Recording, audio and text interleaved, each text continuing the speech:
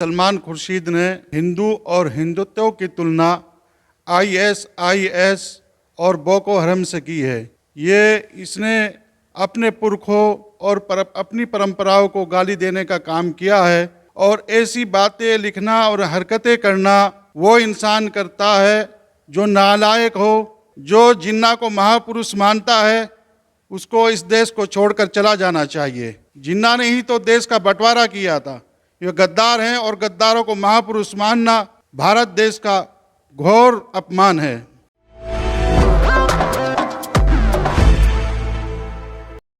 नमस्कार, स्वागत है आप सभी का हेडलाइंस न्यूज नेटवर्क पर और मैं हूं आपके साथ विपिन चौधरी। कांग्रेस पार्टी के बड़े मुस्लिम चेहरे सलमान खुर्शीद की किताब में लिखा गया है कि हिंदुत्व आतंकवादी संगठनों जैसा है। आज हमारे साथ इसी विषय पर चर्चा करने के लिए मुस्लिम राष्ट्रीय मंच के जिला संयोजक राव मुशर्रफ अली जी मौजूद हैं। राव मुशर्रफ अली जी भी मुस्लिम हैं और सलमान खुर्शीद भी मुस्लिम हैं। मुस्लिम समाज किताब में जो लिखा गया है उसे किस प्रकार से देखता है, आज इसी विषय पर हम इनसे खास बातचीत करेंगे। मुशर्रफ साहब, बहुत बहुत स्वागत है आपका हेडलाइंस न्यूज नेटवर्क पर। जी, बहुत बहुत शुक्रिया आपका। सलमान खुर्शीद जी ने जो किताब लिखी है उसमें हिंदुत्व की तुलना आतंकवादी संगठनों से कर दी गई है।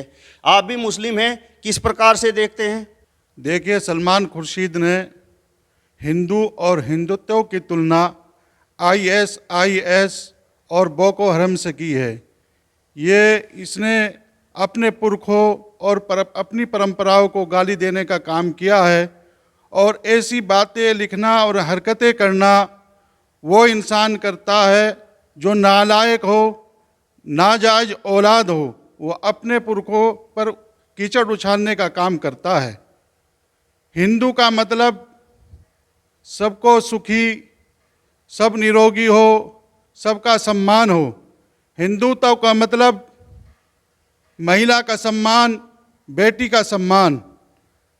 और बोको हरम जो है वो अपनी बेटियों को बेचने का काम करता है, अपनी बेटियों की तस्करी करता है।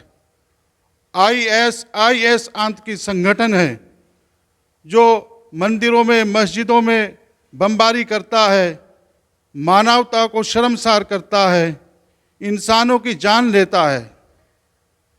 आपने अभी मुस्लिम राष्ट्रीय मंच को ज्वाइन कर लिया है, जिला संयोजक आपको इसका बना दिया गया है। और मुस्लिम राष्ट्रीय मंच की यदि हम बात करें तो आरएसएस का एक विंग है ये।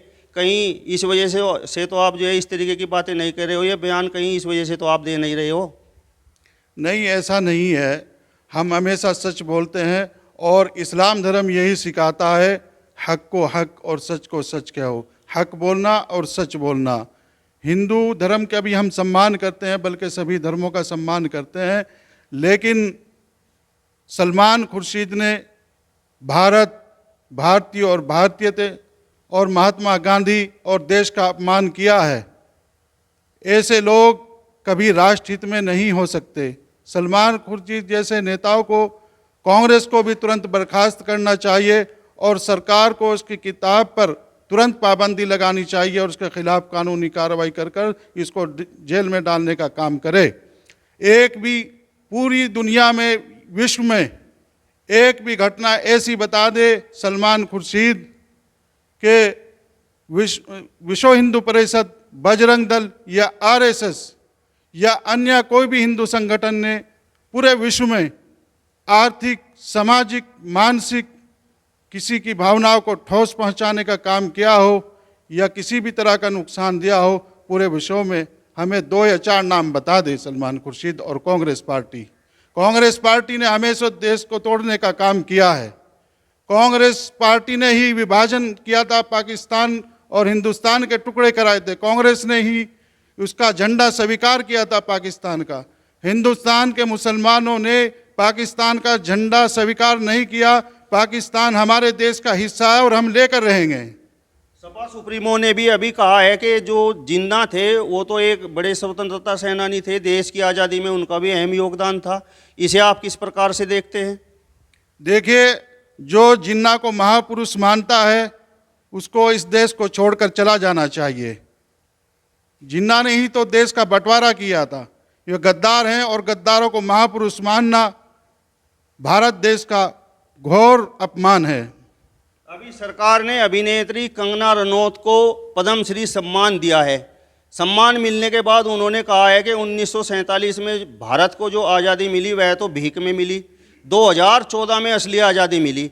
उसके इस बयान को आप किस प्रकार से देखते हैं? देखिए, वैसे तो हिंदुस्तान 1947 में आज़ाद हो गया था, लेकिन कांग्रेस के कब्जे में था और कांग्रेस सरकार ने भारत को गरीब बना दिया, भारत को बहुत निचले स्तर पर पहुंचा दिया है। उनका कहना यह है कि असली भारत जो आज़ाद हुआ है वो भारतीय जनता पार्टी सरकार बनने के बाद आज़ाद हुआ है और इसको लोग गलत तरीके से ले रहे हैं। विपक्ष तो लगातार निशाना साध रहा है और कह रहा है कि ये जो सम्मान इन्हें दिया गया है इसे वापस लिया जाए। 1947 में जो आज़ादी मिली उसमें तो हमारे बहुत से जवान शहीद हुए, लोगों ने अपनी कुर्बानियाँ दी। उनका जो विपक्ष का कहना है कि उनकी कुर्बानी और उनके बलिदान का ये एक तरह से अपमान है। देखिए, जितनी भी विपक्ष पार्टी हैं हिंदुस्तान के अंदर हो चाहे उत्तर प्रदेश के अंदर हो, उन सब को यहाँ की जनता ने नकार दिया है। वो अनाप शनाप बयानबाजी और गलत आरोप लगा रहे हैं भारतीय जनता पार्टी सरकार पर। यहाँ देवबंद में जो एटीएस कमांडो सेंटर खोला गया है और कैराने में भी पीएससी बटालियन कैंप का शिलान्यास मुख्यमंत्री जी ने किया है, लेकिन कुछ मुस्लिम चेहरे जो मुस्लिम राजनीति करते हैं उनका कहना है कि यह तो मुसलमानों को डराने की एक साजिश है और ये एक राजनीतिक स्टंट है। ना ये राजनीतिक स्टंट है और ना मुसलमानों को डराने के लिए यहाँ एटीएस की स्थापना की गई है देवबंद के अंदर, बल्कि हम सब की सुरक्षा के लिए स्थापना की गई है। और वो लोग ही डरते हैं हमेशा पुलिस को देखकर या एटीएस को देखकर या सीआरपीएफ को देखकर। जो चोर होते हैं, जिनकी दाढ़ी में तिनका है, वही लोग डर रहे हैं। जो हवाला के जरिए अवैध खाड़ी देशों से यहाँ पैसा मंगा रहे हैं, वही लोग दूसरों को उकसाकर उनको आगे कर और अपने पीछे रहकर यहाँ जो है उसका विरोध कर रहे हैं एटीएस सेंटर का। मौलाना अरशद मदनी ने अभी त्रिपुर हिंसा पर कहा था कि कार्रवाई सही तरीके से नहीं हुई है और त्वरित कार्रवाई न करना दुर्भाग्यपूर्ण है। आपने कहा था कि मौलाना का दर्द केवल मुसलमानों के लिए है, हिंदू जो घटनाएं होती हैं, हिंदुओं पर अत्याचार होते हैं, उन पर मौलाना कभी नहीं बोलते। जी, ये बात सही है। मौलाना अरशद मदनी जमीयत उलमा हिंद के राष्ट्रीय अध्यक्ष सिर्फ ये इंसान मुसलमानों को मानते हैं, बाकी को ये इंसान नहीं मानते। इसका जीता जागता सबूत ये है कि कश्मीर के अंदर पहचान पत्र देकर हिंदुओं और सिखों को मारा गया। हमारे वहाँ बहुत सारे जवान शहीद हो गए और अफ़गानिस्तान के अंदर मस्जिदों में 2-3 बार बम पटकाए गए और बम धमाके से जो है वहाँ सैकड़ों लोग मारे गए, सैकड़ों जान चली गई। बांग्लादेश के अंदर माँ दुर्गा पूजन के दौरान वहाँ पर उनकी मूर्तियाँ तोड़ी गई और उनके तंबुओं में आग लगाई गई, उनके घरों में आग लगाई गई, उनको निहत्थे मारा गया। तब मौलाना अरशद मदनी क्यों चुप थे? क्या वह इंसान नहीं थे? वहाँ का दर्द मौलाना अरशद मदनी को नहीं हुआ? क्या त्रिपुरा का ही उनको दर्द हो रहा है? अभी आपने कुछ दिन पहले फेसबुक पर लिखकर डाला था कि जिस तरीके से आप हिंदू मुस्लिम की बात करते हैं तो मुस्लिम समाज के लोग आपको टारगेट करते हैं।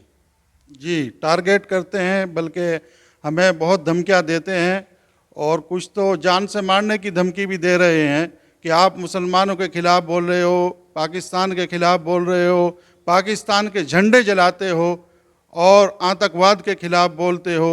बांग्लादेश में जो हिंदुओं को सताया जा रहा है वहाँ उनके खिलाफ़, मुसलमानों के खिलाफ़ बोलते हो, अफ़गानिस्तान के खिलाफ़ बोलते हो। बहुत सारे लोग हमें जो है अपमानित भी करते हैं। तो ऐसे लोगों से हम डरने वाले नहीं हैं और न डरेंगे न झुकेंगे। आरएसएस के विंग से आप जुड़े हुए हो, समाजवादी पार्टी से तो अब आपका नाता समाप्त हो गया होगा। देखिए, समाजवादी पार्टी ना मैंने छोड़ी है, ना समाजवादी पार्टी ने मुझे छोड़ा है, ना निष्कासित किया है। समाजवादी पार्टी में मैं जिला सचिव रहा हूँ, विधानसभा कोषाध्यक्ष भी रहा हूँ देवबंद का। और फिलहाल हमारी मुहिम जो है वो चल रही है मुस्लिम राष्ट्रीय मंच को मजबूत करने की। हमारे प्रदेश और देश का मुसलमान तहजीब याफ्ता हो, तालीम याफ्ता हो, तरक्की करने वाला हो, मुस्लिम राष्ट्रीय मंच का यही उद्देश्य है और यही मान्य है। तो ये थे हमारे साथ में मुस्लिम राष्ट्रीय मंच के जिला संयोजक राव मुशर्रफ अली जी, जिन्होंने सलमान खुर्शीद और अन्य नेताओं के बयानों पर अपनी बेबाक और बेखौफ राय रखी है। यदि आपको ये वीडियो पसंद आया हो तो इसे ज़्यादा से ज़्यादा शेयर कीजिए, लाइक कीजिए और हमारे चैनल को भी सब्सक्राइब कीजिए।